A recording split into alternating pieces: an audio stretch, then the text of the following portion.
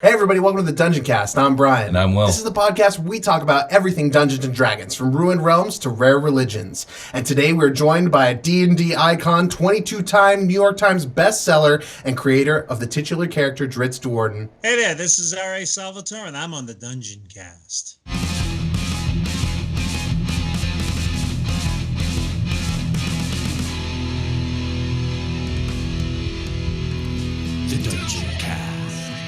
Well, yeah, let's get into it. I got so many questions, and our fans actually sent in some questions, which we can get into. Yeah, but first, later. How's your day going? Yeah, how are you? Good. I got my one of my grandsons over here for a sleepover tonight, so we're gonna have some fun. Oh, that sounds so cool. Fun. That's awesome.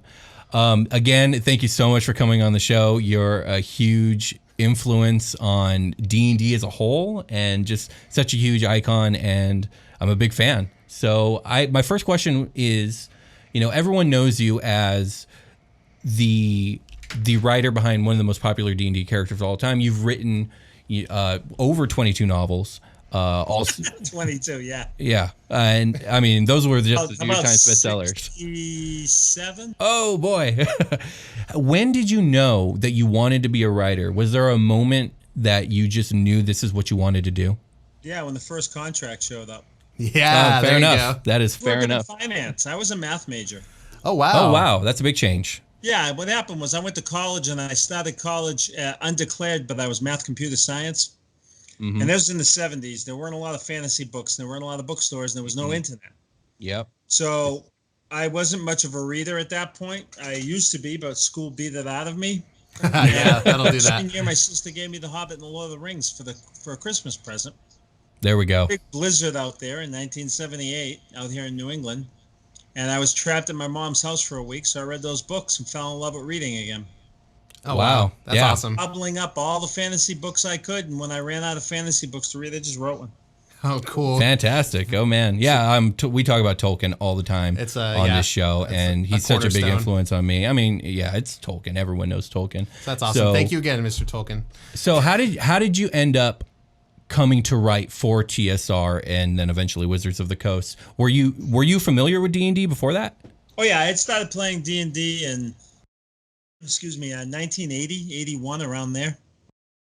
And I was just using it as a creative outlet. I wrote a book, 1982, 83, book called Echoes of the Fourth Magic. And actually, at that time, it wasn't called that, but that's what it came out as many years later. When I finished it, I wasn't writing it to get published, but when I showed it to my friends, they said, "You should publish this. It's really good, whatever." So I sent it out to a bunch of publishers, got horrible rejection letters. Ooh. And that just got me angry.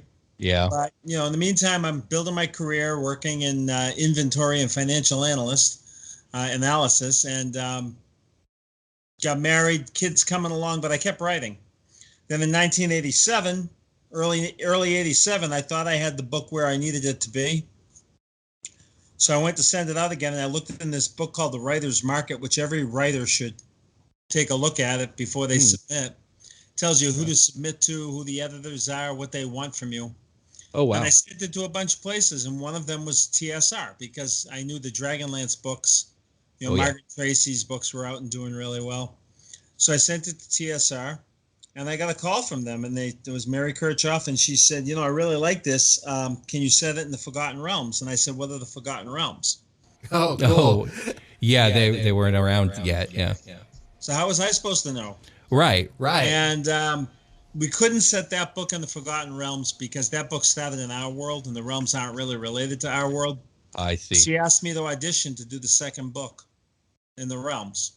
Okay. And I did, and I sent in a sample chapter and an outline for a book called The Tyrant of Icewind Dale, which became The Crystal Shard. Right, the first book in the Icewind Dale trilogy. And they said, here you go. Here's a very small check. Don't quit your day job. Right. It came out, it did really well. Got to like number 2 on the Walden's list or something, but it did really well. Mm-hmm. And they said, okay, we want another one, but don't quit your day job. And they sent me a little bigger check. Uh-huh. And so I wrote Streams of Silver, and that one came out and did a little bit better. Oh, nice. And Then they made a mistake because they started advertising the third book before they had contracted me to write it. Oh. So I got more of a percentage. Oh, there you go. Good. Hey. That's great. And then Gotta the take Halflings those Gem breaks. came out and they made the New York Times list, and they said, the sales went way up and it was doing really well. And they said, all right, we want 3 more. And people want to know where this dark elf came from, and maybe you should think about quitting your day job. And I did. In 1990, I quit my job and retired. Oh, Dude, man, that's that's amazing. so awesome. Spectacular. Indeed. Awesome.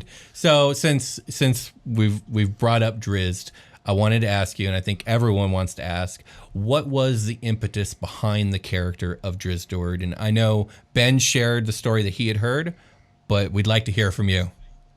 He was almost okay. So how did it happen? It happened because they had asked me for a sample chapter for the audition. And the only thing they had sent me in the mail was Dark Walk Around Moonshade, Doug Niles' book that was the first Forgotten Realms novel. Oh, okay. That's all they had printed at that point. Right. And if you look in the original version of Dark Walk Around Moonshade, it's got these maps, and it's just these tiny little islands. That's all the Moonshade Isles. The Moonshade Isles. Moonshade Isles. And they were even smaller in that book.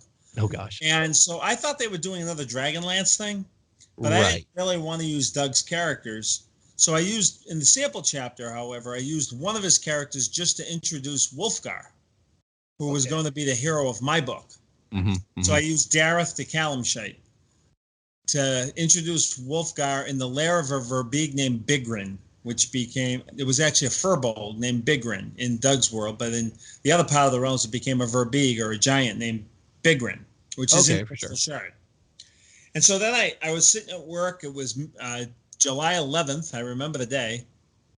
And Mary Kirchhoff called, and she said, look, I got to get in. No, this is actually about July. Yeah, it was right after July 11th. She called, and she said, I got to get this. I got to go to a marketing meeting to sell this book, and I need a, I don't want you using Doug's characters. I said, well, I don't want to use Doug's characters. And so she said, well, then don't. I said, but the Moonshade Isles are tiny. Can I go back in time? I mean, how would Doug's characters not know? They kind of run the place. She says, no, we don't want you in the Moonshade Isles. I said, what, do you want me in the water?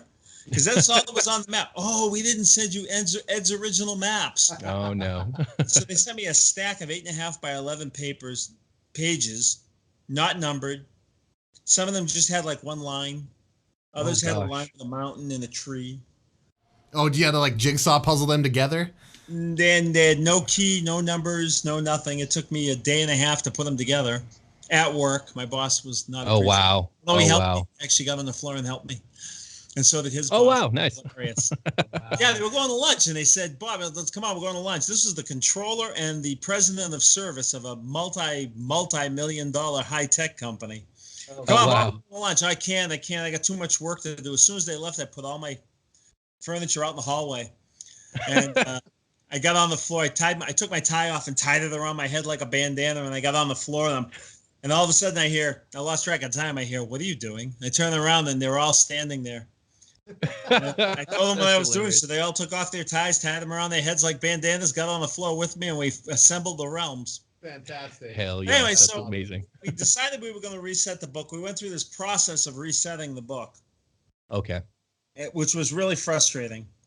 And finally, I get this call from Mary again. I'm at month end now in July, month end closing. I'm really busy. And she says, hey, we need a sidekick for Wulfgar. I got to go to a marketing meeting to sell the book. And this is really important because I'm selling it to the salesmen. We got to get them all excited. Okay. Oh, gosh. Okay. And I said, okay, well, I'll take lunch. And I said, no, I'll call you back next week. She goes, no. I have to go to a meeting and I need this character. I said, all right. I looked at the clock. I said, I'll tell you what, I'll bag lunch for you and I'll come up with something and I'll call you back. She goes, you don't understand. I'm across the hall from a meeting and I'm late for the meeting and I need a sidekick for Wulfgar. And I need it now. Oh, man. So what I had in my mind the whole time was Buddy Fantasy, and that was Fafford and Gray Mouser. The old Fritz, for sure. For sure. Which I adore. Mm-hmm. I just said, so I don't know why, but off the top of my head, I said a dark elf. Oh, gosh. Black elf. They were called black elves then. Right. You said a drow? And I'm like, yeah, a drow. And now I'm thinking. And they go, oh, yeah, a drow ranger. Because remember, they're dexterous. They can fight with two swords and rangers can fight with two weapons. as second edition was getting ready to go out and everything, I'm like, yeah, Drow Ranger. The Drow Ranger. I'm like, yeah, Drow Ranger. That'll be cool. No one's done that before. True. And she says, Bob, there's probably a reason why. And I said, no. It's all coming to me now. It's all starting to flow. No, a Drow Ranger. And she finally, after about 20 minutes of arguing, she said, because she had to get to her meeting, she said, all right, I'm going to let you, because it's a sidekick, I'll let you get away with it. What's his name? And on the Bible, and I'm not even religious, but on the Bible, off the top of my head, I said, Drizzt Do'urden of Dameron the Shesburnon, the ninth house of Menzo Baranzan. Oh, my gosh. That's amazing. Said, what? And I said, I don't know. I'm making this up as I go. What's a Menzo Baranzan? And I'm like, I think it's a city. It's got to be a city, right? And she's like, can you spell this? And I said, nope. Oh. That's great. She hung up and went to her meeting. And that's how he was born. That's absolutely incredible. World building at its finest. The character wrote itself. Yeah, that's pretty cool. I started Great story. writing the book, and the first scene I wrote when I got into the book was him running across the tundra when he gets jumped by some Yetis. Oh, nice. Yeah, that's a great introduction. The dwarf. And it was on like page 2 I realized it was his book. Yeah, oh, really? okay. That was actually going to be a question I was going to ask. Like, when did Drizzt take the stage and like away from Wolfgar? Wow. So I had him running across the tundra. I said, I like this guy. That's amazing. Cool. So, okay. So, I mean, in a lot of ways, the rest is history. It's undeniable. Drizzt is the most popular, not just Forgotten Realms character, I would say D&D character ever written. He's obviously very compelling. He's very popular. I mean, from a couple weeks into us making the show, people were asking about Drizzt immediately. Right. So here's my question to you. As the writer to this amazing character, why do you think Drizzt is so compelling and so popular to the masses? If I knew it, I'd bottle it and sell it to other writers. Oh, fair enough. But I think one of the things that made him really popular is when I started writing, fantasy was mostly the purview of teenage boys. I mean, That was by far the demographic. Thank God it's not like that anymore. I agree. But when I started writing, if I had a book signing and there were 25 people there, it was basically 20 teenage boys and the 5 moms who drove them. Right. And so there were a couple things about Drizzt. One of the things that always frustrates me about pop culture is they always make the hero the guy with the biggest gun instead of the guy with the biggest heart.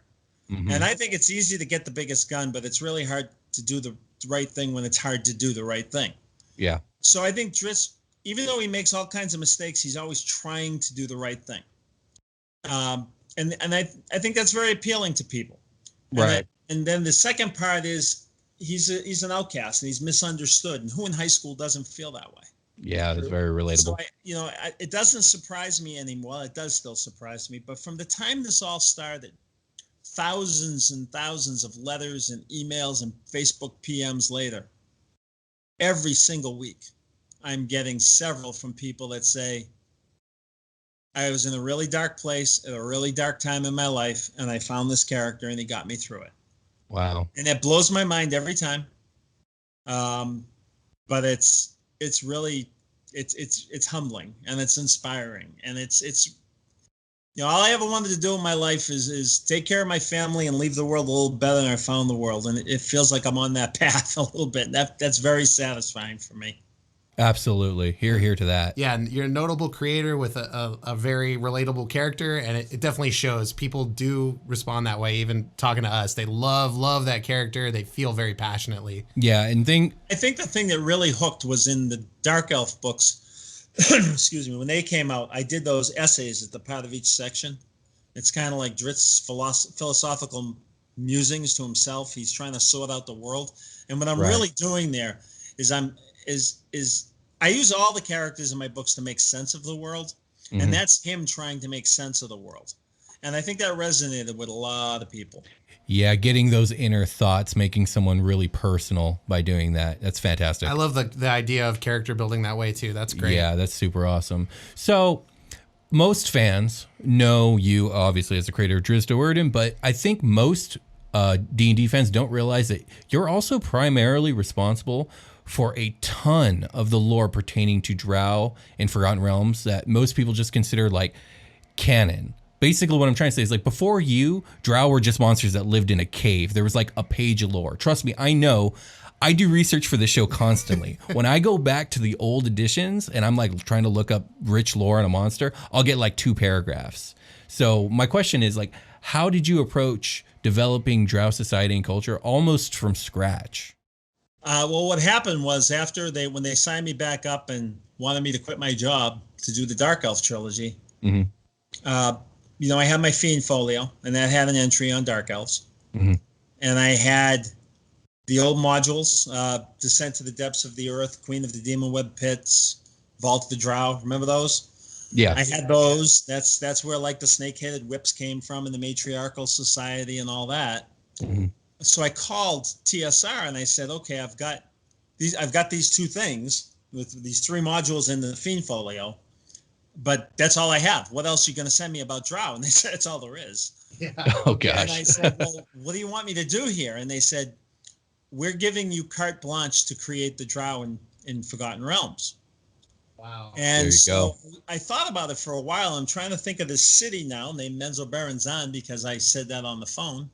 And I'm trying to think of a society that from the outside would look incredibly evil, but still has enough basic codes within it, or codes of honor, so that because it was just wildly, chaotically evil, there'd only be one person left alive, right? Yeah, a society couldn't function like that. So I took out my copy of Mario Puzo's The Godfather. And I based the Drow City on the 5 families of New York. That's There you awesome. go. It's like An that's Italian great. kid from New England. You're right, what you know. Fantastic. Hey, there it is. That's so cool. So, okay. In our own, godmother. the godmother, indeed.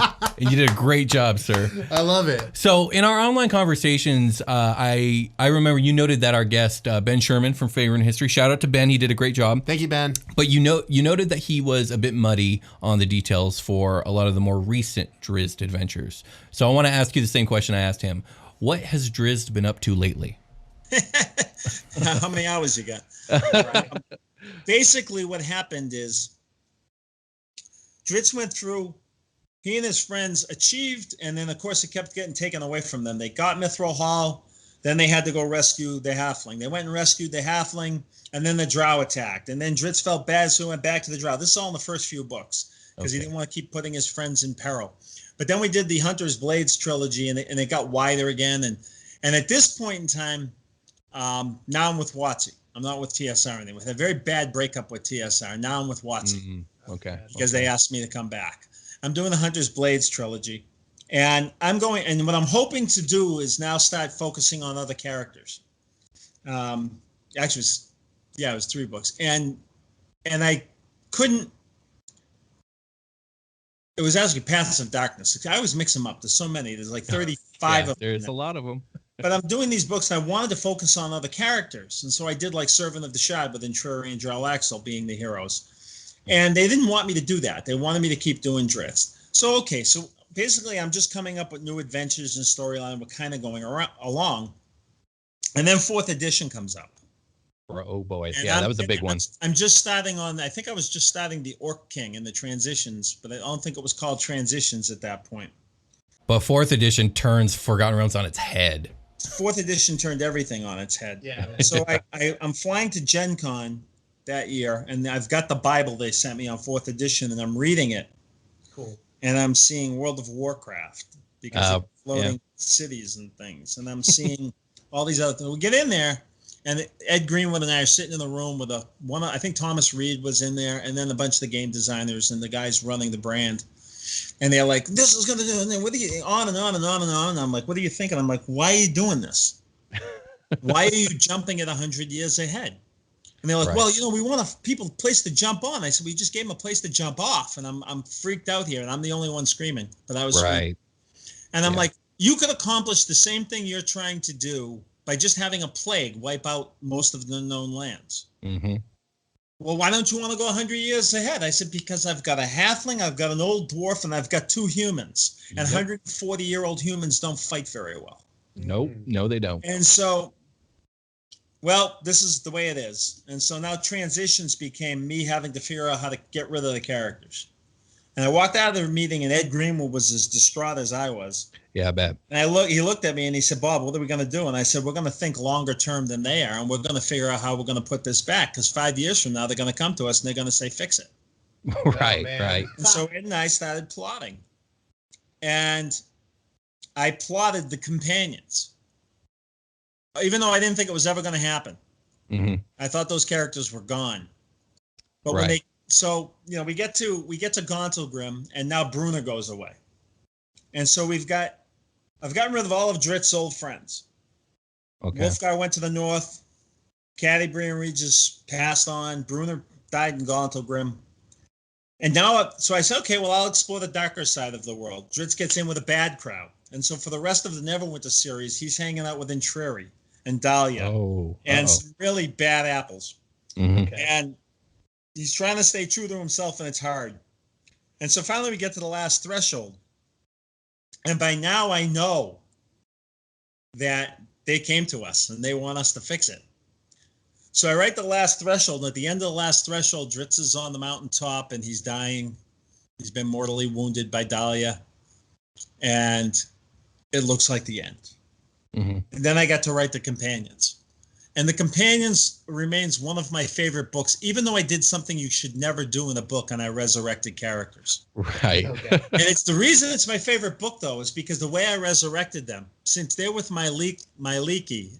Myleiki's the one that put them in this like pocket heaven and let them back out again. Mm-hmm. They resurrect with full consciousness as babies.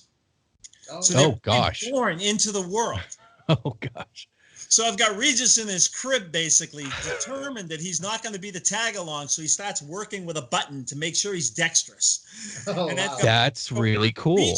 So what I did is I gave the three of them, Regis, Brunner, and Catti-brie, a mission, a different way to look at it, the way I thought readers would look at it, and the way I would look at it. You know, you always say, oh, if only I could go back to high school knowing what I know. Yeah, I was literally about to say that, yeah. So I've got Catti-brie, who's basically the continuity of the previous chapter. She's trying to find Drizzt to help him in this battle between Loth and Myleiki that's coming up. But it's like she's never gone. It's like she was held in suspended animation, kind of knew what was going on and just raring to get back into it. Okay. Mm-hmm. So they all make a pact. They'll meet when they're 20 years old or whatever it was. And they go out of the woods and they're reborn in different parts of the realms. So Catti-brie comes back to a couple, but she knows from the beginning her job, what she's there for. Mm-hmm. Regis comes back, and all he wants to do is this time around not be a drain on the group. He wants to not be the tag along that everyone has to protect. He wants to contribute. So, despite the fact that he's still got that cowardice in him, he's fighting to overcome it and to be the best he can be as a fighter, as a thief, whatever. Just whatever he can do, he wants to come back and contribute. Right. Brunner, meanwhile, is just pissed off at the world. Because to Brunner, bringing him back cheapened his death and cheapened his first life. He had lived a glorious life as a dwarf. He reclaimed Mithril Hall. If he's back, if they can just bring you back, what's the point of anything? So Brunner was answering that question for me. Mm-hmm, mm-hmm. So I got to follow these three characters all the way through. And at the end, when they're on the mountaintop and they find Drizzt, I'm writing the book, and I'm just about done the book. And for some reason, I typed that Guinevere's ears went back and she growled. And as soon as that happened, I knew it was Wolfgar. And I'm he came, because I didn't think he came back. He went into the pond. If you go into the pond, you go on to the actual afterlife, whatever it may be. Uh-huh. But he actually didn't. He came out of the pond and went back and came back. But I didn't know it until the last paragraph of the book. Oh, wow. So that was very cool for me. And I love that. Since then, they've reclaimed Gauntlgrim. There's been this massive war of the Silver Marchers that they've gone through. And now what I'm doing in the newer books, which is very cool, is I've always wanted to write a book about Zaknafein, Drizzt's father, and Jarlaxle, who's the coolest character. Right, way back in time before Drizzt was born. Mm-hmm. So I'm writing the new books, and parts 1 and 3 are back in time with Jarlaxle and Zaknafein in the Dark Elf City. Many centuries before Drizzt is born. And the new parts 2 and 4 are following the story from where I ended with Hero. Okay. So it's very cool. Yeah, sounds really cool. That's all I care about. So to hell with the rest of you. Yes, indeed. So, okay, this kind of lends me to my next question, or my next two questions, in fact. So, Forgotten Realms is a shared universe. Dare I say, it's a really crowded universe. What do you find to be the pros and cons, and I can already tell what some of the cons already are from what you've told us, of writing stories in a shared universe versus a self-made setting? Well, the writing process is the same. Okay. Except I can't blow up cities. Oh, that's true.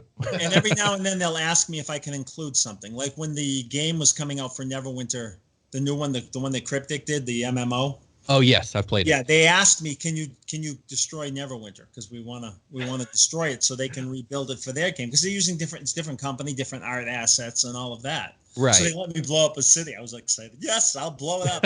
And That's fantastic. That's great. But other than that, I really don't have a lot of downside, except that I have to accept the fact that the game has changed. Right. And with each edition, writing this Improvision for the Drow, right? And things have changed, so it's hard, because I remember when like 3rd edition came out and they started with all the challenge ratings. I think it was 3.5 or whatever. Right. And I'm getting letters from people saying, "How could Drizzt and Wolfgar kill a white dragon? That's challenge rating 25." And and so I referred them to the Monster Manual 1, where it had 25 hit points. There you go. Or something like that, because the game has changed so often, and it's hard because I can't really keep up with it. I try my best to stay within the new rule sets, but you've got to have that leeway. And then the other thing is, like, you don't want to run over somebody else's area where they're working. Right. I guess right now I'm the only person writing D&D books, so. Yeah, now I think about it, Forgotten Realms kind of downsized in that area right now. Wizards isn't doing books anymore. Yeah, I think I read that a couple years ago. I wrote Hero to be the last Drizzt book. Oh, wow. Because they were done. They told me they were done. Right. And then after about a year, I was missing him, so I got in touch with them and I had an idea. And they went along with it, and they let me license it and go through HarperCollins.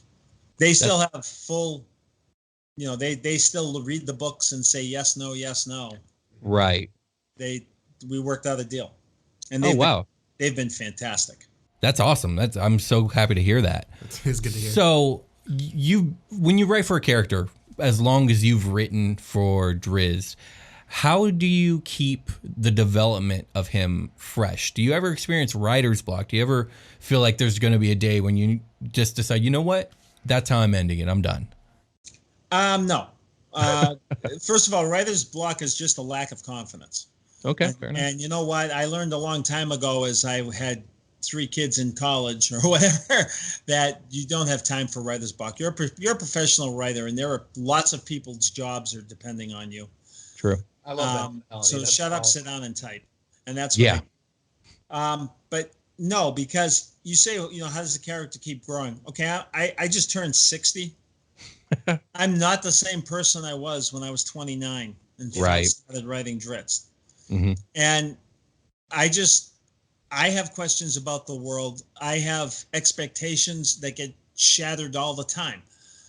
Whether it's, the social structures around me or the way the world has changed. Think how much the world has changed in the last 10 years. Think about how much the world has changed in the last 20 years. Think about how much the world has changed in the last 30 years. It's dramatic. And so I'm going through changes as I'm trying to adapt to the new realities. So is he.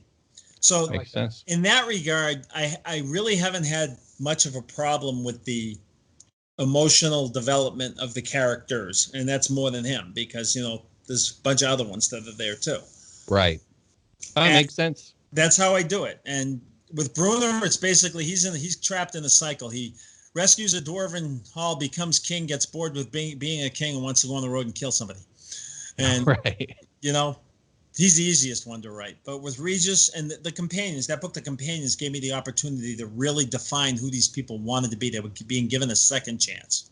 Yeah, that's a really cool idea. That's cool. So when you're writing a story, do you feel like your approach to it, do you feel more like a sculptor where you're chipping away to find what's buried beneath, or do you feel more responsible for creating some of like the character development and like the storyline, like situational things? 100% the former. Yeah, you're a discovery writer. They're talking. I didn't know who Drizzt was when he was running across the tundra in that book. I just started listening to him. That's awesome. The only reason Entreri was in the only Artemis Entreri came into being because I really enjoyed writing the Crystal Shard, and I hoped they'd give me a second book. Mm-hmm. So at the end of the book, I had Bruner on his deathbed faking it, wake up when Drizzt agreed to go find the Dwarven city, and I had Regis walk into one of the 10 towns, Bryn Shander, and the blood drains from his face because he sees this assassin with a jeweled dagger on his hip, his signature jeweled dagger. And he knew it was Artemis Entreri. That's how Entreri came into being. I had no idea who he was.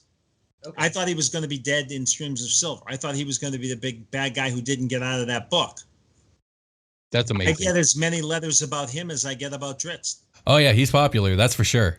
Yeah, I had no idea that was going to happen. It just happens. Right. And I just go with it and have fun. If I knew it was going to be on every page, I'd be bored. Yeah, fair enough.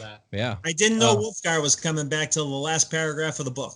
That happens to me all the time, so it makes it fun. Yeah, absolutely. That sounds amazing. So here's a question: do you still play Dungeons and Dragons? Just started playing again. We were playing. I did a Kickstarter about 5 years ago for a game called Demon Wars Reformation. Oh, nice! And it's an RPG set in my Demon Wars world, right? Where gemstones are the source of magic, and my son, who's a major computer game developer with a major company, and I won't tell you because he told me never tell anyone. Okay. But he works on a game well. Everyone does. Oh, really? And it's not World of Warcraft. Okay. And but he designed this game for me with me and my other son Gino, and it's a blast. So we played that for about 5 years, and then I decided I really had to try 5th edition and figure it out because I'm still writing for. And my daughter just did a fundraiser because she ran the Boston Marathon again, and she auctioned off seats at the table with me. So that's awesome. We play the 5th edition game, and I said this is really fun, and we brought it to the group, and we've been playing. Yeah, I have to say I've been playing since 3rd edition, and I'm in love with 5th edition. I love it so much. Do you DM or do you play? Are you a player or a dungeon master? We're doing rotating DMs right now, but for some reason I keep getting stuck with it. Oh, hey, I wonder why. That's hilarious. So if you had the choice to write a story set in any other D&D setting outside of Forgotten Realms, Dragonlance, Planescape, etc., would you, number one, would you do that if you were given the chance? And which setting would you choose? I have had the chance. Have you? Okay. Well, I was asked by someone to do it, but then somebody else said no because they wanted to keep the authors known for the world they were in. They didn't want to cross it. Right. I would have to say probably Dragonlance. Yes. Yeah, Jarlaxle and Raceland would be an interesting encounter. Ooh, yes. But yeah, probably Dragonlance. I mean, I love Margaret and Tracy. They're dear friends of mine. They're wonderful people and great writers, and I adore their work. I love Dragonlance so much. Planescape is fun though. It is. When Troy was writing Cannibal Halflings, man, I was so jealous. That's hilarious. And Ravenloft would. I wanted to write a Ravenloft book. They wouldn't let me. Oh, really? So I wrote the Cleric Quintet, which is about vampires. Oh, there you go. Sweet. There you go. You won't let me? I'll write my own. Indeed, indeed. Were your vampires like Dungeons and Dragons style vampires? Did you kind of keep it? Well, it was set in Forgotten Realms. So okay, so I believe so. Anyways. Yeah. Well, I actually had the best vampire death ever in the book. Oh, cool. Oh, nice. How'd that go? Yeah, how'd that go down? Well, I have these two dwarves in the Cleric Quintet called Ivan and Pickle Boulder Shoulder. Uh-huh. And Pickle's a doodad, a druid. Okay. And he doesn't talk. He says, ooh, oi, boom, me brother, shalala.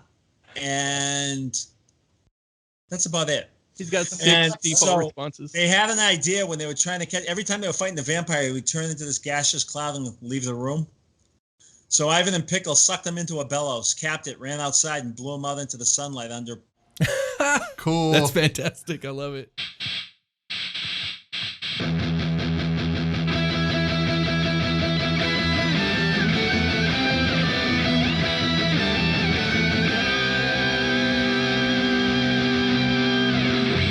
Hello, everyone, and welcome to the part of the episode where I'm usually not talking about that last thing, but I'm going to this time. A whole bunch. Mr. Salvatore, thank you so much for coming on to the Dungeoncast. When we started the show, we didn't think we were going to get anywhere near having somebody of your caliber on our show. So thanks so much for agreeing to come on and interviewing with us. It was a great conversation.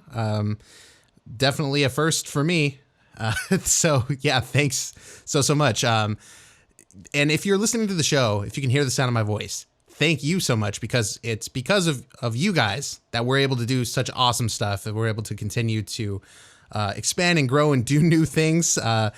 I'm so into it, and it's all because of you guys. Thank you so much. I love you, and Will also loves you.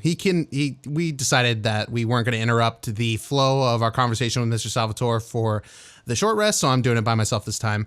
A couple of promotional things. We have the next Drizzt book coming out in September. It's called Boundless. It looks awesome. I checked out some of the cover art. Looks freaking cool. And I did that by clicking on a link to the R.A. Salva store. Yes, you heard me correct. That's R.A. Salva store. Awesome name. It's actually for customized books. Well, when I say customized books, let me clarify. You can buy R.A. Salvatore books there, and you can have them personalized. So R.A. Salvatore will sign them with like a little note. You just tell them what you want. I believe Mrs. Salvatore helps with running that one. So kudos to her, and way to go. Awesome job. The site is very like fluid and nice to be on. So that's way cool. One last thing. Don't forget about our ongoing contest to enter to win the Descent into Avernus release coming out. Let's see. You can go on Twitter, find the Dungeoncast. It's at the Dungeoncast, and you can check out the rules there. You can enter one time there. You can also enter another time on Instagram, the Dungeoncast. Check us out on there. Find the post you need to. Follow the rules. You guys are smart. You'll get it. You'll get there. So let's get back to the show.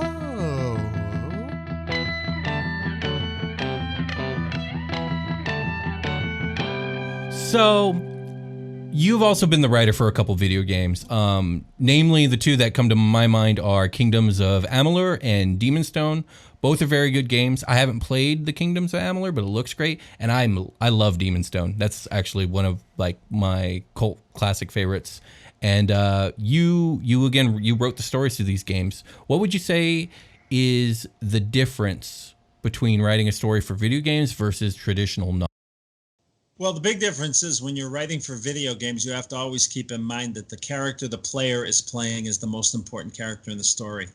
When I'm writing a book and you're walking down the road with Drizzt and Wolfgar and Caddy Bree, you're living vicariously through them. You're seeing the world through their eyes. In a video game, you're going to see the world, and you're going to write the script yourself. That's the whole point of the video game. Right. So that's the big difference right there. And to clarify, I did not write Reckoning, Kingdoms of Amalur Reckoning. Oh. I created the world. Oh, I see. I'm sorry about that. I was working with a team on, it's a common, my name's on the cover because they're trying to sell it, right? Yeah. And it sold like a ton, and it's still selling like crazy, and it's a wonderful single-player game.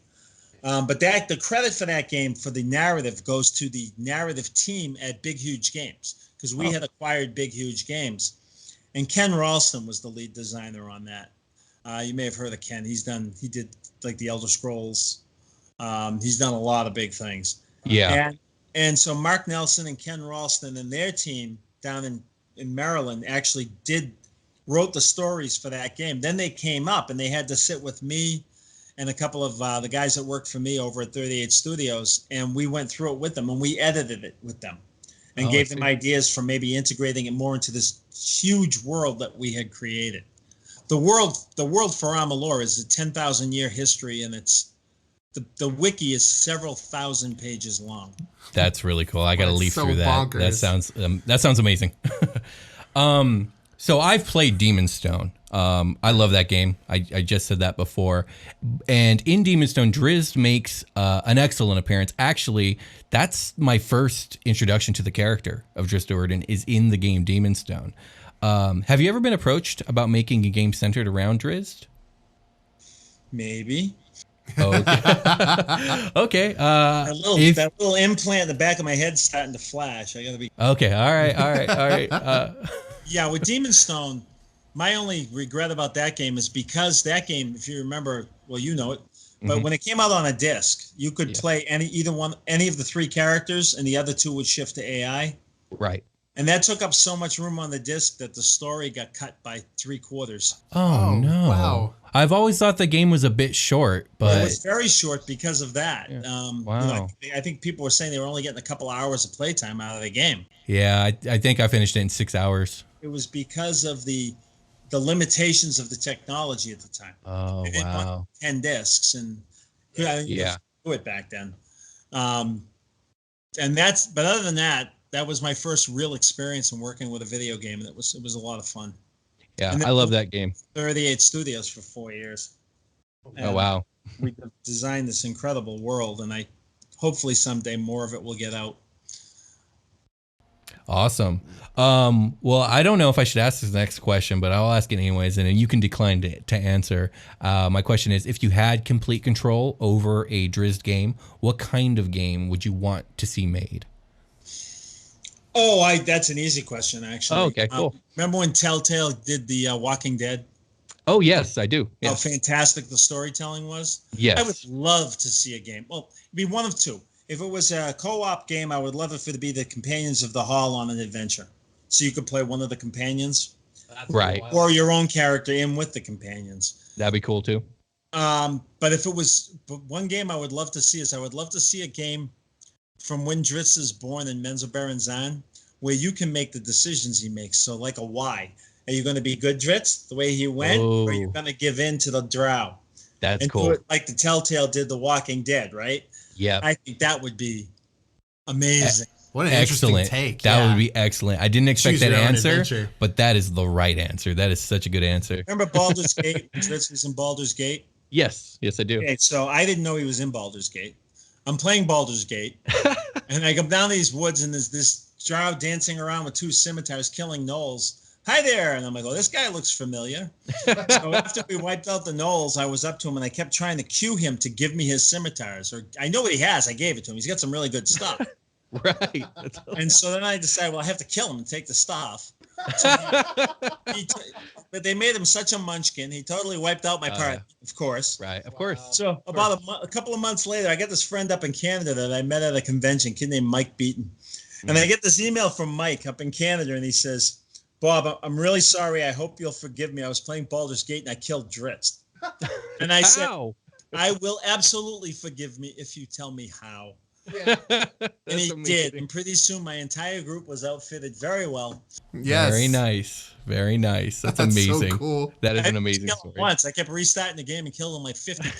You gotta find that loot, man. That's great. Yes. So, when can we expect a Drizzt Do'urden movie? When is this Whoa. going to happen? Oh, man. This has been going on since the late 90s, where I keep hearing fits and starts that never go anywhere. I don't know. I don't. When I was working with Lucas, don't you think I wanted to drop Homeland on his desk? But I can't. It's Right. Hasbro owns WotC. WotC owns the Realms. It's up to them.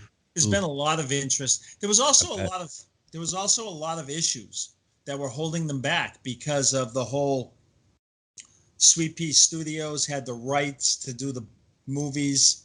They did the D&D movie, then they could do a sequels, and then it went to court on the 3rd one or the 4th one or whatever it was. Mm-hmm. There was this big court case that went through what constitutes a sequel, who really has the rights. So it was this huge legal battle, and it all got settled. They finally settled it all.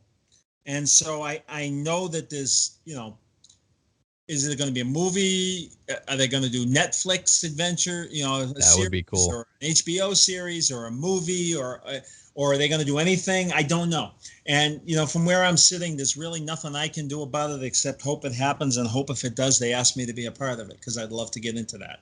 Well, really I hope so too. And I hope if they do it, that they don't PG it. Oh, definitely not. No, that would be a bad. They're going to do the Drow, do them angry, do them sexy, and have some fun with it. Yeah, you gotta stay true to it. I think a Netflix sort of or HBO thing would be like so niche and perfect for this. Yeah. If you had say over what section of Drizzt's story gets transformed into that medium, what series, which trilogy would you choose? Well, I think it would. My guess is it would start with Icewind Dale. Right. Because that's more accessible. Okay. But what I'd really love to see is Homeland. For sure. I'd love to see Homeland done well. And I don't know, you could do it with lighting like the 300, for example. Right. And how would you do it? And that would be the challenge, is how would you do it? And I think there are a couple of different options. And there are also a couple of pretty obvious in this day and age pitfalls. And you'd have to be very careful about certain things. Right. Yes, I agree, and I understand what you're referring to. The world's a different place. The world is a different place. Yes. The world is a very different place, and I accept that, and I have no bitterness toward it at all. Yeah. But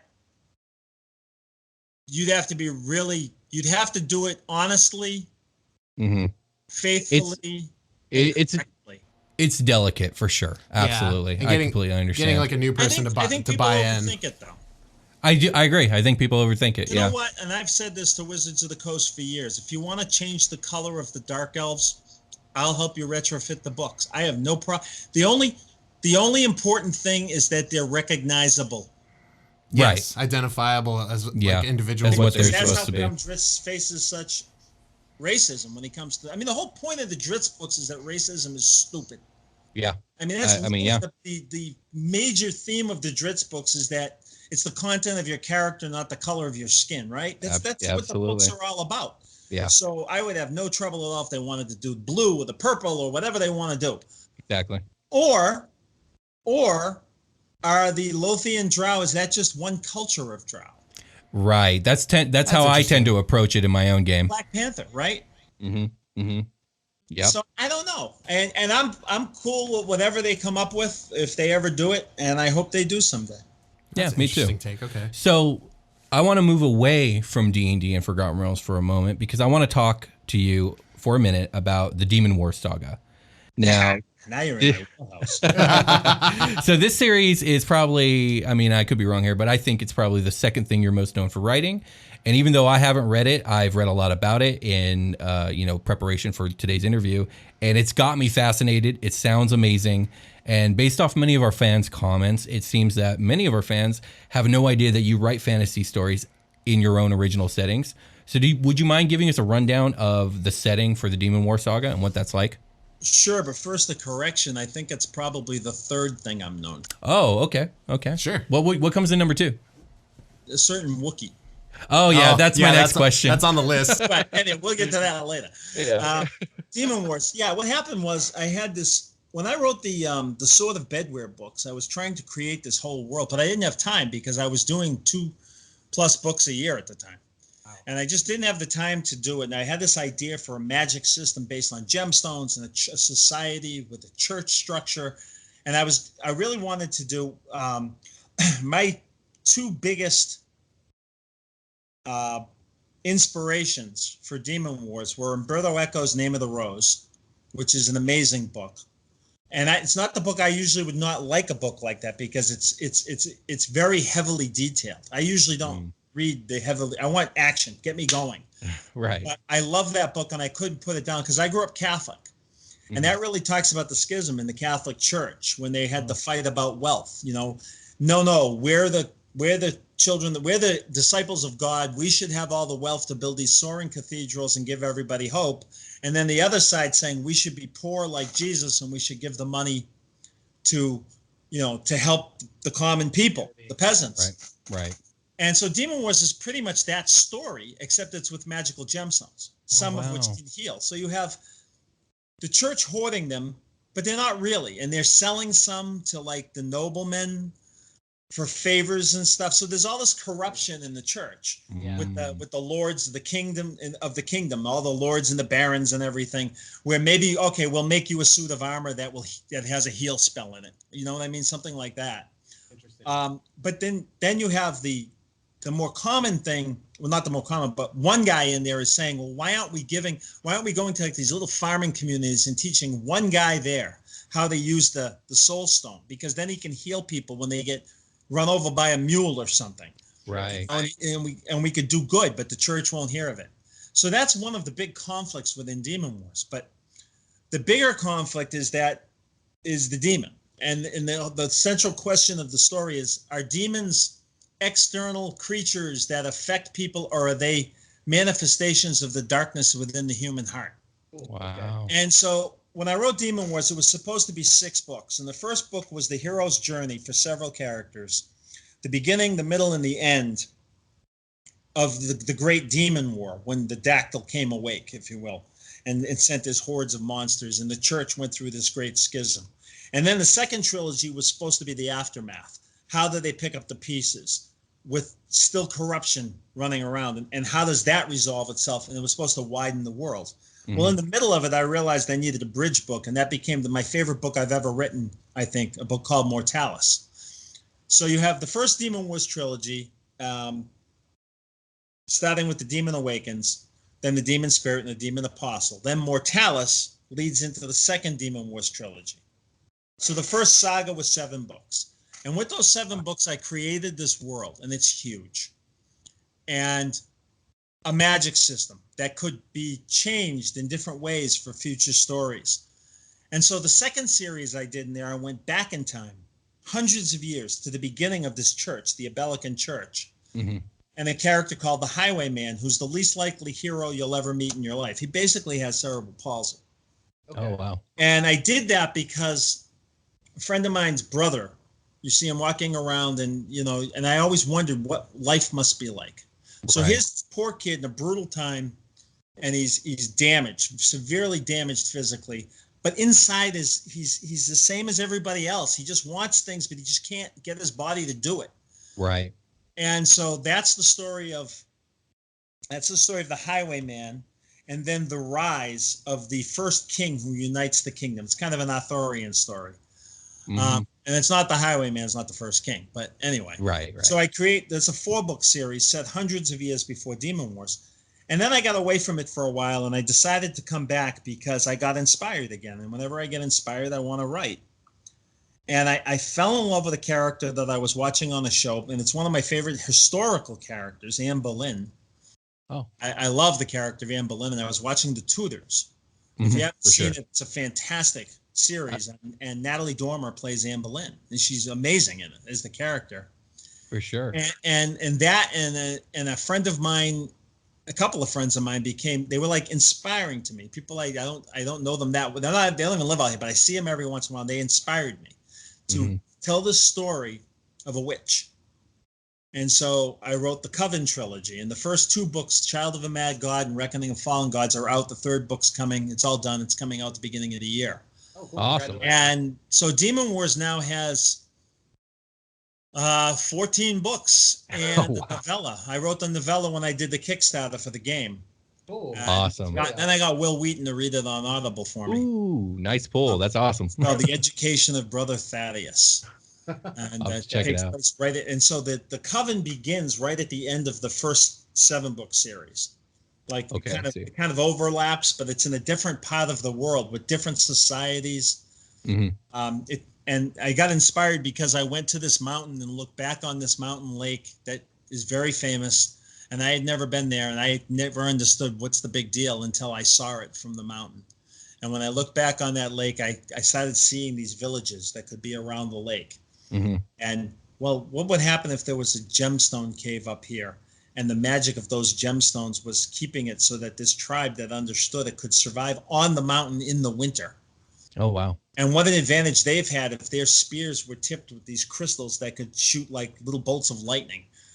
Or could heal them, or could make them light on their feet so they could run up and down the mountainside faster than other people. Very so cool. This whole society started growing in my thoughts and head, and I wrote the 3 books and had a blast. It sounds like a blast. That's amazing. You hear it in your voice. Indeed. That's fantastic. Well, I can't wait to get into these books because, I didn't know about them before I started researching for this episode. Read Child of the Mad God. Okay, I will. Thank you. You can either start with The Highwayman, Demon Awakens, or Child of a Mad God. You start with any of those 3. All right, I definitely will. You're in both our book queues now that we've been doing Drizzt stuff. Indeed. So I have one final question before we get to a few of fan questions, and why did you kill Chewbacca? Yeah. Just so our fans know what I'm talking about. I have no context for this. Because Del Rey and Bantam Doubleday Del had a war over the license. The license was coming up. It's not a coincidence that all the licenses renewed right around the time Lucas had announced he was doing new movies. Oh, okay. All right, very smart guy. Mm-hmm. So Del Rey, I was working for them doing Demon Wars. And that was the phone call. After I had this horrible breakup with TSR, I thought I was unemployed. I was going to go try and get a job back at a high-tech company. And Del Rey called me up and they said, we want you to take as long as you can to write the best book you can. And that's how I fell into Demon Wars. And I think Terry Brooks, was the one that told them, call Bob, he's free. Awesome. It's great because Terry's such a dear friend. But anyway, I lost my train of thought.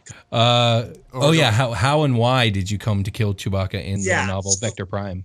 Del Rey won this massive auction and got the rights to do the books, and they had this idea to do this new Jedi Order, and they got in a room with Mike Stackpole and the people, and I think several of the other authors from the old Star Wars expanded universe and Lucasfilm and Del Rey. They all got in a room and they decided they were going to do this Yuuzhan Vong invasion, the new Jedi Order. Right. And I think someone had been tasked with writing the book and dropped out, probably because they found out what they had to do.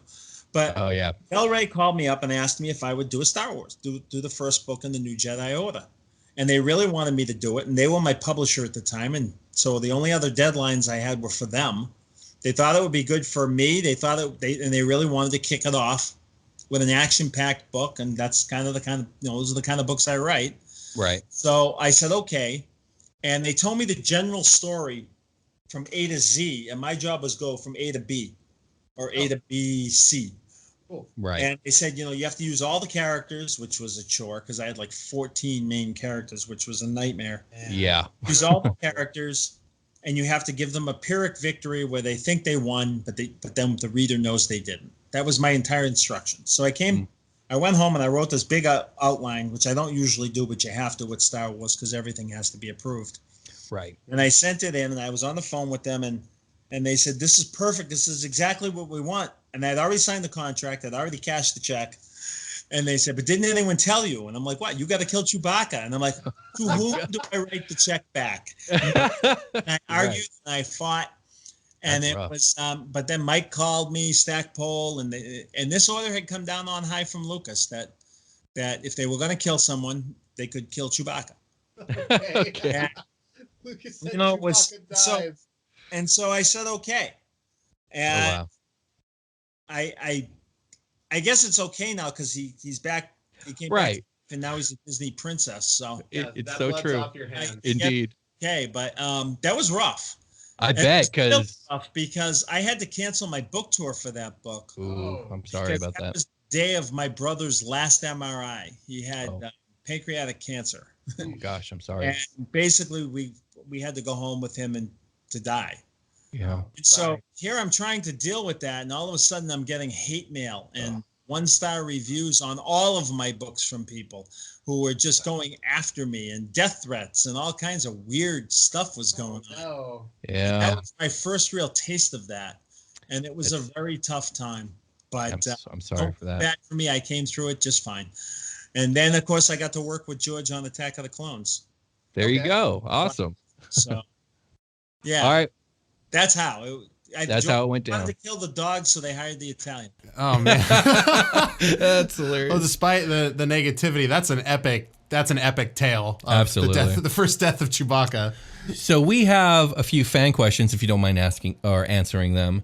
I'm going to give the first question the honor to Ben Sherman, our expert on the Drizzt Do'urden episode, and he wanted to ask you, where in the realms do you enjoy writing the most? Icewind Dale, Mithril Hall, Neverwinter, Menzoberranzan?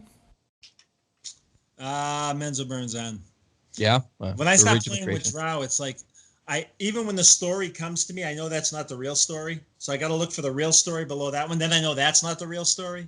So I got to look for the real story below the real story to come up with the real story. it just keeps me on my toes. I love writing, and I love writing in Icewind Dale would be the other one. For sure. All right, next question we have from /382 off our Discord, and he asks, what are some good basics on creating a compelling and complex character?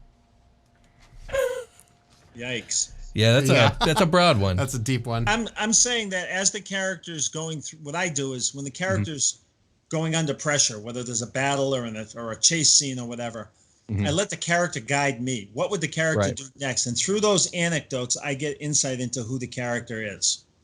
I think that's great advice, especially since this is coming from a D&D context, and there's so much improvisation when it comes to D&D. Someone told me a trick a long time ago, and it actually works. Fill out a job application for a D&D character.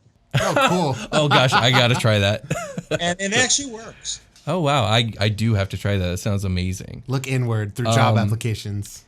This is asked by Slothbear today off of our Discord, and they ask, is there a new character you want to or are going to be writing a book about?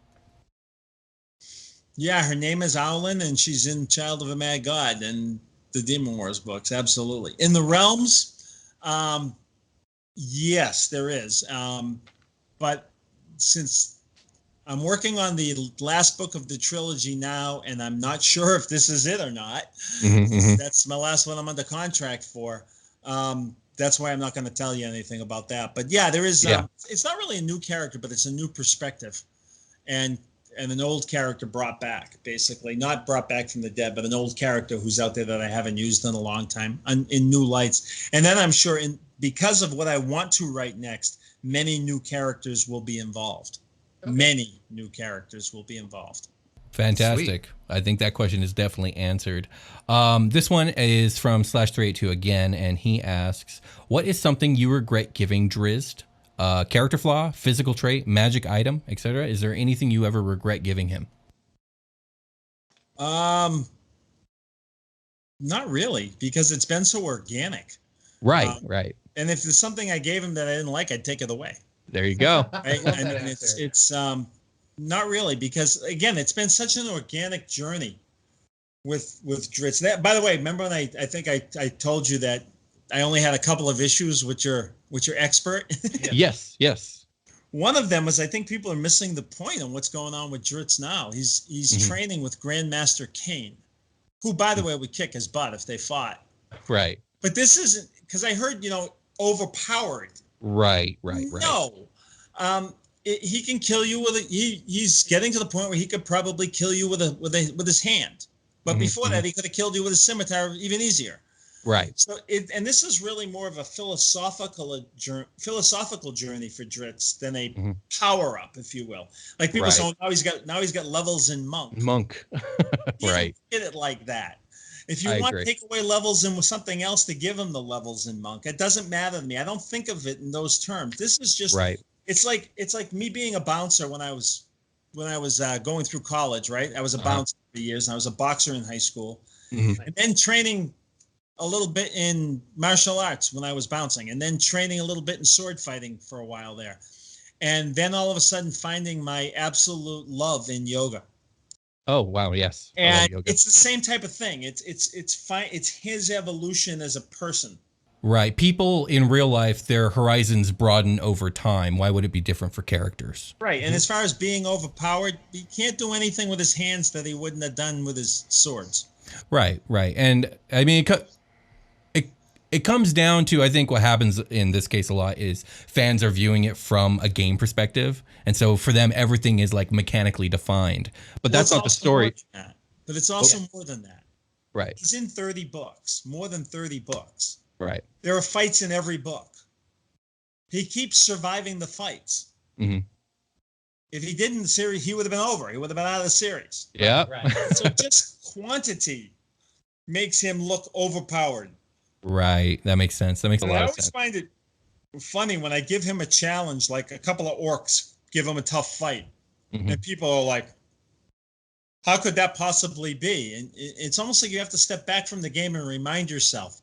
And this is my favorite difference between D&D and real life. Dungeons & Dragons, 1st edition, 2nd edition, 5th edition, whatever. You've got a 20th level warrior. And you've got 100 hit points. And a young thief decides he's going to make his name, or a young assassin or thief decides he's going to make his name by killing you. And he walks up behind you and he shoves a dagger in your back. In the game, you take 1 to 4 or 2d4 plus whatever hit points of damage. You turn around and you swat him like a bug. Right. In real life, you fall down and cry a lot. Yep. And that's so you always got to try and separate the two. So I agree. I try to stay away from the overpowered thing.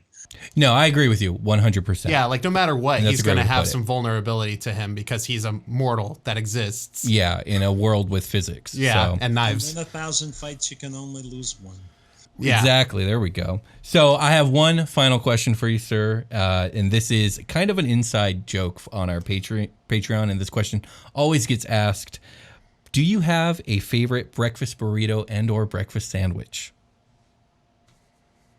Oh, yeah. I would like a ham and cheese and egg burrito There we go. Sounds good. with And a that is- lot of hot sauce on it. All right. And there's a place in Hermosa Beach Oh, called Good Stuff on the Strand where you can get the best breakfast burritos. I have to go check this out. That's awesome. Thank you for answering the question. And that was Velocity off Discord who asked that question. And thank you so much for coming on the show. We can't tell you how much we appreciate it. It's been fascinating and exciting. And thank you again. Well, my pleasure. Absolutely. And thank you for continuing to write. I can't wait to, I always play the ignorant role on the show. I can't wait to be enlightened. And with that, folks, I think we're going to call it a game and we will talk to you guys later.